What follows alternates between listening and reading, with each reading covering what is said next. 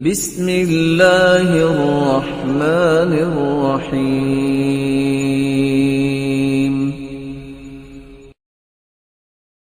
اور آج یہ فتنہ بھی ہے، دنیا کہتی ہے مسلمان دہشت گرد ہے، اور یہ بات بھی کہتی ہے مساجد اور مدارس میں دہشت گرد تیار ہوتے ہیں۔ سبحانک ھذا بہتان عظیم، یہ بہتان ہے، اللہ کی قسم دہشت گردی کے خلاف جو مدارس اور مساجد کام کرتے ہیں دنیا کا کوئی نظام نہیں کرتا۔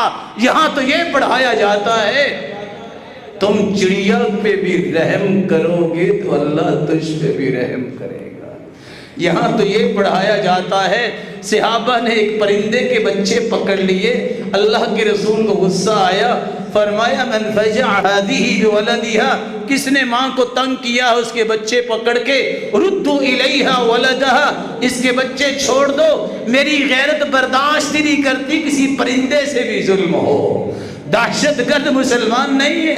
یہاں تو یہ پڑھایا جاتا ہے اللہ جو نرمی سے عطا کرتے ہیں وہ سختی سے عطا نہیں کرتے۔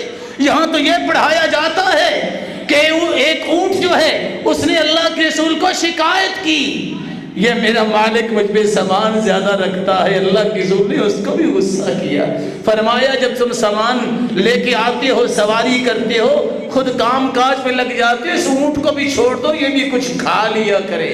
دہشت گرد مسلمان نہیں ہے، مدارس و مساجد والے نہیں ہے۔ تاریخ کا مطالعہ کیجئے، پہلی جنگ عظیم میں 17 ملین لوگ مرے، اور جنگ کا سبب کون تھا؟ غیر مسلم تھے، مسلمان نہیں تھے۔ یہ 17 ملین کا قاتل کون تھا؟ یہ کافر دہشت گرد تھا۔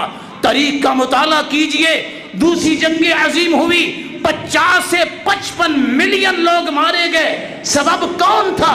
مسلمان نہیں تھے، کافر یہودی اور عیسائی دہشت گرد تھے جنہوں نے 55 ملین لوگوں کو قتل کیا تھا۔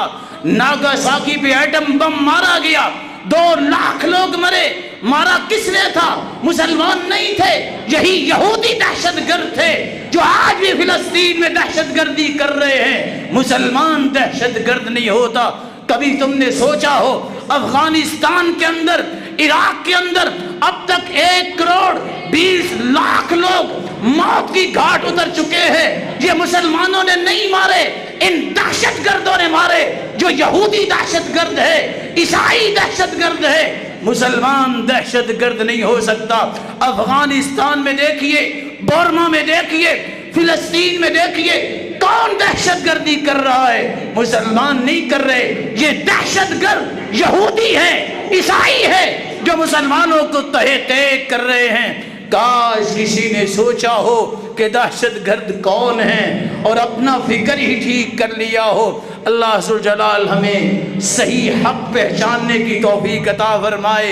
حق یہ ہے، یہ مشن مسجد کا، یہ مشن مدرسے کا محمد کریم نے شروع کیا تھا۔ جس مشن کو شروع کرنے والے محمد کریم ہوں وہ مشن بڑا ہی مبارک ہوتا ہے۔ کچھ بھی نہ ملے، قیامت کے دن اس کا ساتھ مل جائے تو اللہ کی قسم اس سے بڑی کامیابی کوئی نہیں ہے۔ اللہ قیامت کے دن اس ہستی کا ساتھ نصیب فرمائے اور اپنے دیدار کا مستحق بنائے۔ وآخر دعوانا الحمد للہ رب العالمین۔ یا ایھا الانسان ما غرک بربک الکریم۔